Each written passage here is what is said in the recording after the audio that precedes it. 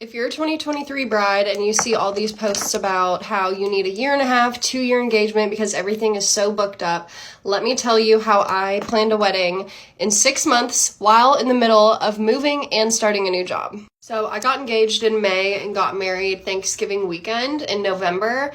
I moved 3 states away in June. So I didn't really start the wedding planning process until about 4.5, 5 months before my wedding.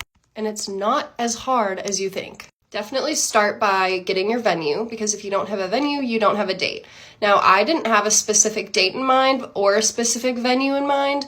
However, I knew I wanted to be married in the fall. I wanted a fall/winter wedding, and I didn't want to wait a 1.5 years. The biggest tip is to be flexible, because obviously if there's a certain venue you might want or a certain date you want, then that might be booked up. But I was really flexible, just called around to all the cute venues I saw and tried to get their pricing and availability. Not only was I surprised how many places did have availability, but a lot were giving major discounts because they were trying to fill up some remaining spots.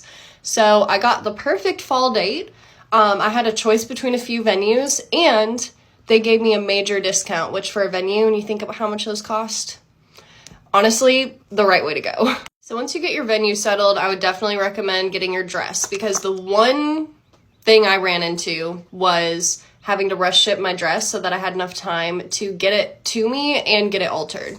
I had never had anything altered before, so I was mainly just worried about having the dress in my hands. I didn't know what to expect, but your bridal consultant, wherever you get your dress from, they'll know based on when your wedding date is, like if you need rush shipping, when you need to go get it altered, all of that. Once you get your venue and your dress picked out, then work on getting, cake, florals, catering, DJ, all of that worked out. Once you get them secured and book a deposit, you still don't have to worry about specifics until like 2 months before your wedding.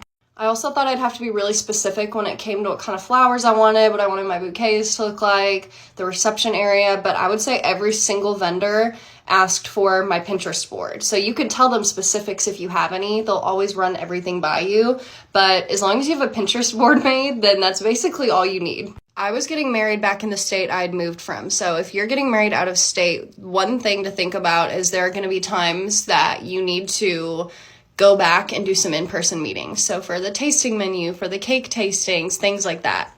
Luckily, I was able to make it back for some of that, but I will say a huge help were my parents in this. Having a big support system from your family and friends is going to make a huge difference on the wedding and your stress levels. At the end of the day, my wedding was absolutely perfect. I think a shorter engagement also helped me not second guess my choices as trends changed throughout the year.